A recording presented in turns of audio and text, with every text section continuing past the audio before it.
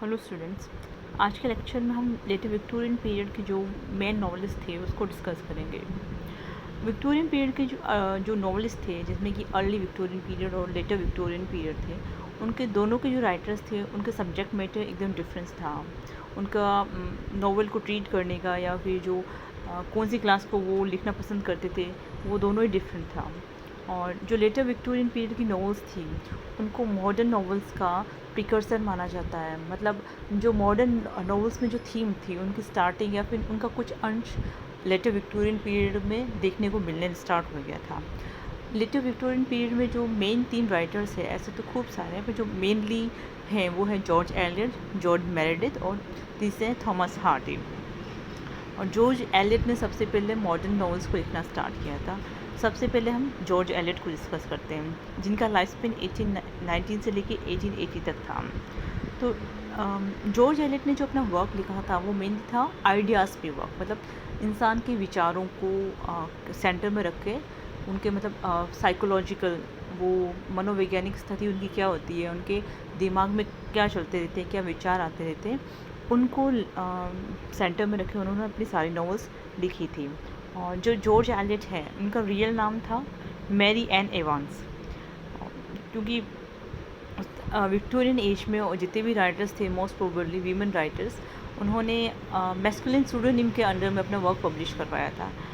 क्योंकि उस टाइम तक वीमेन राइटर्स को इतनी रेपुटेशंस नहीं मिली थी या फिर इतनी वो फेमस नहीं हुई थी। और इसी वजह से उन सारी वजह से, जैसे हम एग्जांपल ले सकते हैं ब्रॉन्टे सिस्टर्स ने पहले उन्होंने भी अपने मैस्कुलिन सूडोनिम के अंदर मैस्कुलिन पेन नेम यूज़ करके अपने वर्क पब्लिश करवाया था। वैसे ही इन्होंने जॉर्ज एलियट ने भी अपना work masculine pen name use करके उसके अंदर में अपना वर्क पब्लिश करवाया था। और सबसे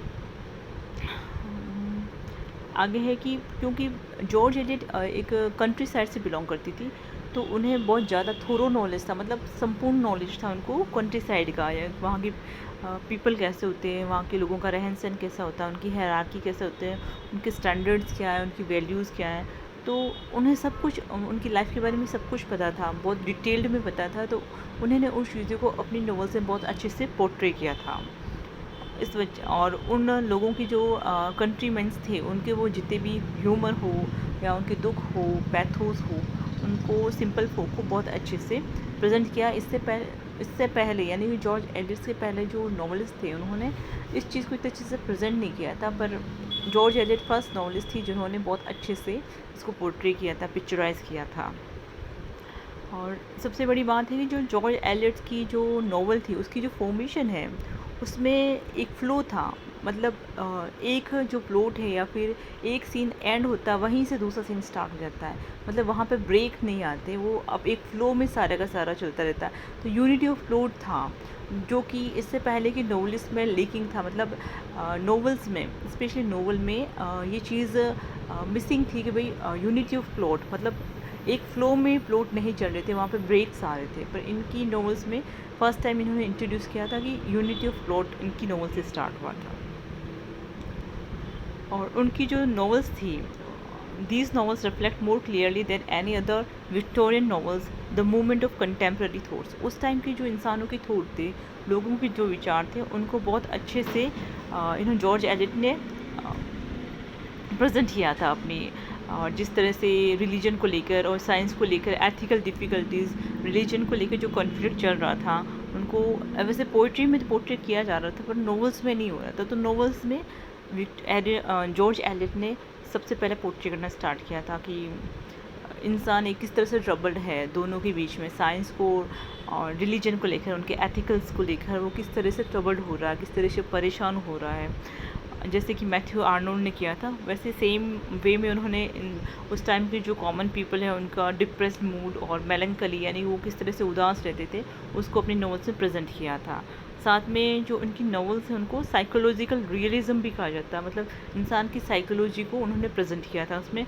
और साथ साथ में उन्होंने जैसे ब्राउनिंग में अपनी पोइट्री में सोल की स्ट्रगल को प्रेजेंट किया था कि इनर कॉन्फ्लिक्ट, जो इंसान के अंदरूनी जो संघर्ष चलता रहता है उसको प्रेजेंट किया था। वैसे ही जॉर्ज एलियट ने अपनी नॉवेल्स में एक आम इंसान की ज़िंदगी में या फिर उनकी जो इनर यानी कि अंतर्मन में जो द्वंद्व चलता रहता है उसको प्रेजेंट किया था। साथ में किस तरह से हमारी हेरिडिटी यानी कि जो हमारी जो पुरानी प्रथाएं चल रही है वो किस तरह से हमारे कर्मों को या हमारे एक्शन को कंट्रोल करती है, कि हम इतने विवश हो जाते हैं कि हमें उनके अकॉर्डिंग ही चलना पड़ता है। तो वो हमारा मतलब हेरिडिटी जो हमारा जो है वो हमारे पाथ को डायरेक्ट करती है कि भाई आपको इसी रास्ते पे ही चलना है। तो वो चीज़ उन्होंने अपनी नोवेल से बहुत अच्छे से डिपिक्ट की थी। नेक्स्ट राइटर है जॉर्ज मेरेडिथ, जिनका लाइफ स्पेन है 1829 से 1909 तक था। Though a poet at heart, expressed himself in the medium of the novel, which was becoming more and more popular. वो मतलब पहले अंदरूनी रूप से वो एक पोइट थे, एक कवि थे, पर वो अपने आप को या अपनी फीलिंग्स को वो नोवेल के थ्रू एक्सप्रेस करते थे, जो कि आगे चल के बहुत ज़्यादा पॉपुलर हुआ था। और क्योंकि मेरेडिथ जो थे वो जर्मनी में एजुकेटेड थे, मतलब पार्शली मतलब थोड़ी बहुत उनकी एजुकेशन जर्मनी से हुई थी, और उन पे जो फ्रेंच राइटर्स थे उनका बहुत ज़्यादा इन्फ्लुएंस था। तो उन्हें एक क्रिटिकल व्यू आया था इंग्लैंड के लिटरेचर को लेकर। He confined himself principally to the upper class of society, and his attitude to life is that of the thinker and poet. In his novel, he cared little for incident or plot on their account, but used them principally to illustrate the activity of the comic spirit. उन्होंने जो अपना जो scope था लिखने का वो upper class society तक ही limited कर दिया था, वहीं तक कन्फाइंड किया था। जैसे कि जॉर्ज एलियट ने कॉमन पीपल के बारे में लिखा था या चार्ल्स डिकन्स ने कॉमन लोगों के बारे में लिखा था, वैसे ही जॉर्ज मेरेडिथ ने अपने जो लिखने की जो स्कोप था या फिर जो लिखा था वो एक अपर क्लास की सोसाइटी के बारे में लिखा था, कि उनका एटीट्यूड के बारे में, लाइफ को लेकर उनकी थिंकिंग है उनको लेकर। और वो अपनी इंसिडेंट और प्लॉट के बारे में मतलब क्या घटना वो बता रहे हैं उसको घटना को किस तरह से वर्णन कर रहे हैं उस चीज़ को लेकर वो ज़्यादा केयर नहीं करते थे, वो केयर फ्री थे, और जिसे वो कॉमिक स्पिरिट में हर चीज़ को प्रेजेंट करते थे। और साथ में ये भी था कि जॉर्ज एलियट की तरह मेरेडिथ भी एक साइकोलॉजिस्ट थे, मतलब वो अपनी नॉवल में इंसान की जो साइकोलॉजी है उसको इनपुट कर रहे थे। He tried to unravel the mysteries of human personality and prove the hidden springs. और उन्होंने कोशिश की थी ह्यूमन पर्सनैलिटी मतलब इंसान का जो व्यक्तित्व है उसमें हिडन जो छुपी हुई बातें हैं उनको वो उजागर करने की कोशिश करते थे। The novels of Meredith, though written in a difficult style, have a special message for the modern man who finds himself enveloped in the depressing atmosphere.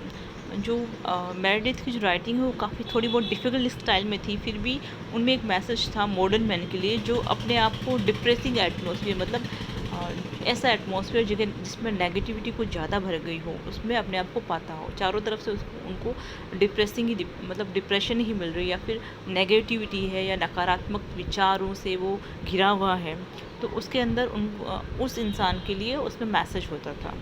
Third है थॉमस हार्डी, जो कि 1814 से लेकर 1928 तक इनकी लाइफ स्पैन है। वो he was the greatest novelist of the later Victorian period. वो लेटर विक्टोरियन पीरियड के सबसे ग्रेटेस्ट या सबसे महान लेखक माने जाते हैं। वो भी मेरेडिथ की तरह एक पोइट बाय मतलब हृदय से कवि थे, पर उन्होंने अपने आप को नॉवेल्स में प्रेजेंट किया था या उनके जो विचार थे उन्होंने अपने नॉवेल्स में लिखे थे। मेरेडिथ का जो व्यू था लाइफ के प्रति वो ऑप्टिमिस्टिक था, मतलब वो लाइफ इतनी डिप्रेसिंग लाइफ में भी वो कॉमिक स्टाइल यूज़ करते थे, कॉमिक स्पिरिट यूज़ करते थे और उसमें कुछ ना कुछ लोगों को मैसेज देते थे। वहीं पे थॉमस हार्डी का जो एटीट्यूड था वो लेकर बहुत ही नकारात्मक या पैसिमिस्टिक था।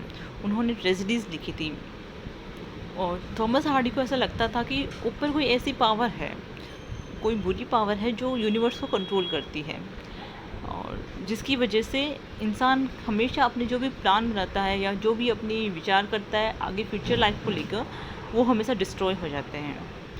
और it is specially hostile to those who try to assert themselves and have their own way. और ये हमेशा उन्हीं लोगों के लिए होता है जो अपना रास्ता खुद बनाने की कोशिश करते हैं। और Thus, his novels and poems are, throughout, the work of a man painfully dissatisfied with the age in which he lived. और उनका जो वर्क था उनमें वो साफ ये प्रेजेंट करते थे कि जो आदमी है वो दुखी है, वो डिससेटिस्फाइड है जिस दुनिया में वो रह रहा है, जिस टाइम में या जिस लाइफ में वो रह रहा है।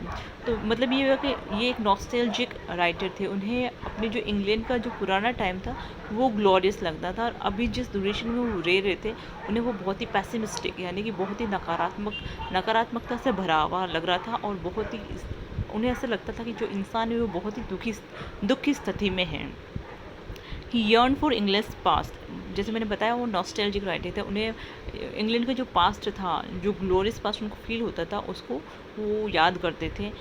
एंड ही डिस्ट्रस्टेड मॉडर्न सिविलाइजेशन, और उनको जो अभी जो मॉडर्न सिविलाइजेशन थी, यानी कि जो आधुनिक सिविलाइजेशन चल रही है, सभ्यता को वो पसंद नहीं करते थे। Because he suspected that its effect was frequent to decivilize and weaken those to whom nature and old custom had given stout hearts, clear heads and enduring spirit। और क्योंकि उन्हें ये लगता था, या फिर ये अविश्वास था उनके अंदर, कि जो नेचर है सिविलाइजेशन की, सॉरी,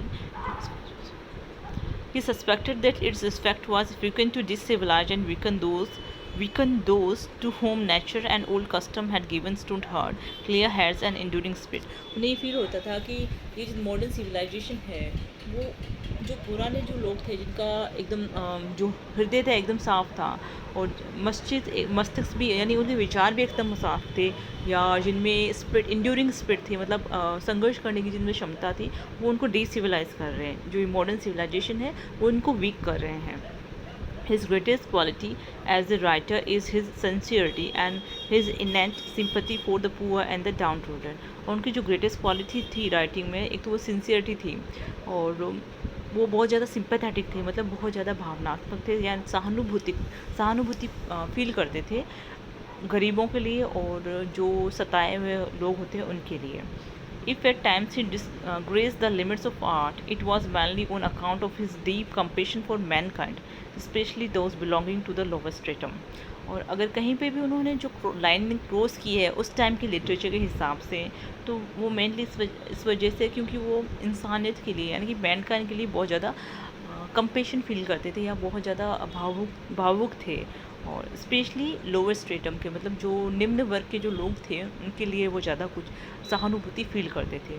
उनके जो मेन वर्क्स हैं वो है अंडर द ग्रीनवुड ट्री जो 1872 में पब्लिश हुआ था, far from the madding crowd जो 1874 में पब्लिश हुआ था, the mayor of Casterbridge 1886, Tess of the d'Urbervilles 1891 and the Jude the obscure जो 1895 में पब्लिश हुआ था। इन तीनों राइटर्स के अलावा खूब सारे राइटर्स भी हुए थे, जैसे कि स्टीवनसन और बिसिंग्स।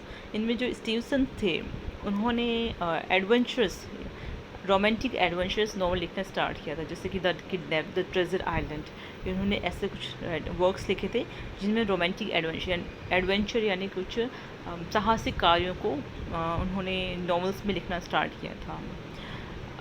हम दोनों लेक्चर्स में हमने जो मेन राइटर्स थे विक्टोरियन एज के नॉवलिस्ट थे उनको डिस्कस किया था। नेक्स्ट लेक्चर में हम जो विक्टोरियन एज के जो प्रोज राइटर्स थे उनको डिस्कस करेंगे। Thank you.